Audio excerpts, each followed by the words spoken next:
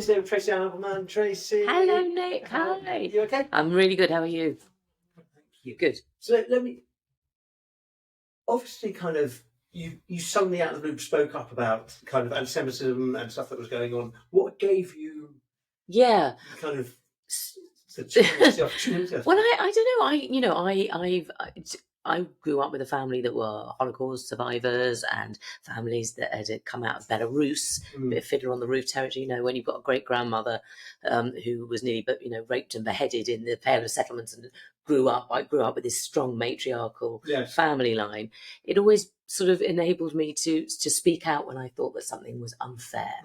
And I've had a very good acting career, Doctor Who, Friday Night Dinner, the Eastenders, Toast of London, or all these sort of things. It's a Sin, and work with Ricky Gervais a lot. So I've had a good, so I've got a profile. But during the time of the last few years, I saw a real rise of anti-Semitism, and it wasn't just about anti-Semitism, because anti-Semitism is a sickness in society. They always say if you have a rise in Jew hatred, all other evils follow. But I, being very attuned to things like Nazi iconography, I remember being at Glastonbury, a place where I should feel extremely comfortable, and seeing a huge poster that said the root of all evils is the Rothschilds. 3 huge posters up. And then having a look at that horrible mural that had been put up that literally was like something out of the 30s. Yeah. And I kept looking at, people who were championing this were saying, we are very much of the left. We can't be anti-Semitic. We can't be racist. We haven't got a racist bone in our body. But I found that the more people like myself or Rachel Riley or David Baddiel were speaking out and saying, this feels very uncomfortable and this feels anti-Semitic, we were told, oh no, but you see, you're lying about that. The reason you're saying that is because you don't want to pay more tax. Or you're just paying for, you're a foreign operative, you're being paid by a foreign country. So all these tropes were coming up from people that I thought were my friends, and I kept looking for the grown-ups to come in and maybe clamp down on this, and no grown-ups came. So they say, I suppose, I call myself an accidental activist. Yes, activist. I know I'm not. I wasn't an activist. I'm an actor. I'm a voiceover artist. I'm a mum. I'm a daughter. I'm a sister. I'm a wife.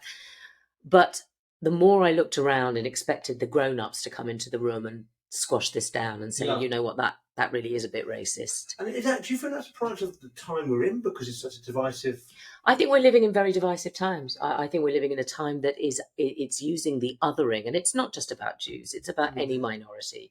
And it's about people who haven't really got, who are slightly on the outside. And we see globally, we're living through a time of enormous economic upheaval, social upheaval.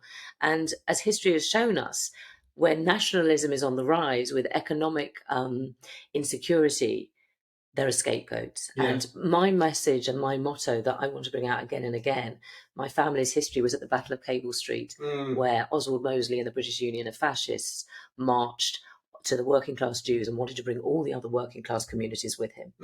And on the day when my great-grandmother went out, and my Uncle Alf and my grandma and my Uncle Leslie, they were joined not with the working class that Mosley had learned from Hitler at his wedding. He was really close friends with Hitler. Hitler had taught him the code book of whipping up hatred. They all stood with him, the Afro-Caribbean community, the small Jamaican community, the Irish working class community, the English working class community. They all stood together on the day, and they said, you come for one, you come for all. And they changed the law that day. You couldn't have a private militia. That is a message where don't let nefarious sources try and pull us apart and play oppression Olympics. We all have to stand together against a greter evil. At this point, I want to continue this conversation, but I'm going to go light-hearted for a minute. Yeah. You see, that's the heavy message. Tell me this kind of, obviously, like in the corporate world, it's about live presenting and hosting. You're an actor on stage and kind of on television. What is the difference between being in front of an audience and being in front of a camera? And do you have to adjust yourself? The main difference is when you're filming and you've done you're not in charge of your edit. You've done the best scene. You're sitting opposite Ricky Gervais. You've done the best scene whatsoever, and then you watch it back and you think, oh well, why did the camera cut away from me then? And why did the editor do that? Or you'll see scenes where they've cut huge sections out when you think, oh, you changed the dialogue there, or you have to go in and do ADR and redub. I always say fuck up your own performance, but at least when you're on stage, you are in charge of your own edit. So every night it's or every matinee you're recreating again. And the other thing is when it's live, the audience play the other character, because everything is about your relationship and storytelling with that audience and how you connect with them. And that's exciting because you never know who that character is going to be. Is it? Exactly. Yeah, I think that's the joy of, what do they say? They say theatre makes you, what is it? Theatre makes you famous. Television makes you rich. Theatre makes you good. I think that's quite an interesting one. And they also say, there's another one, I think Kevin Bacon, I heard him say this, one for the meal, one for the real. So some jobs you do for that love conversion, and some jobs you do because you're super proud of it. And tell me about kind of the theatre.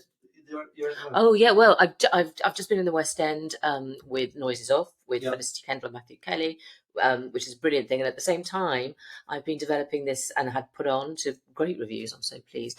Merchant of Venice, 1936, which is taking this very difficult play, Merchant of Venice, that a lot of people are saying take it out of the syllabus. Nobody really understands it. Nobody really knows how to teach it. And with the RSC and myself and our producer, we have retaken that play, put a female Shylock in. This moneylender is now based on my great-grandmother, set in Cable Street, 1936. She's got this one daughter that she just wants to educate, like all immigrant families want to do. They want to educate their children so they have a better life than them. And she, the Venetian aristocracy is Oswald Mosley's upper-class acolyte. So our Portia is Nancy Mitford, a better educated Nancy Mitford, who married Mosley, and our Antonio is Oswald Mosley. And it's a very short play. We've cut it down. It's short. It's under 2 hours. It's punchy. It's sexy. It's exciting, and it's got a really strong message. Was it kind of if you were pitching out to the RSC or kind of animals to the theatres? What was it kind of? Did they get it immediately? Well, people got really excited because number one, it's authentic. It comes from my great grandmother's story of living on Cable Street and being a widow and lending money under the counter and trying to make the best living that she could. I was brought up by these strong matriarchs. I had one great aunt who was called Machine Gun Molly. She was so tough in the East End. She was a widow. Boom, boom, boom, boom. She could negotiate a contract faster than anybody, and all the men were terrified of her in the Schlosser business. I had another one called Sarah Portugal. She had a slash of red lipstick and smoked a pipe. These strong matriarchs dominated the family. And they were living at a time in England when people expected their females to be very quiet, and very demure and very attractive and to know their place. So I think all immigrant and working class people connected to this version of the play because they had aunties, grandmas, sisters, cousins, like how I've portrayed Shylock. And also people like the message of it, which is we're stronger together, we're prouder together, and we're safer together as communities when we all pull together. Tracy, thank you so much. Lovely chatting. Lovely chatting.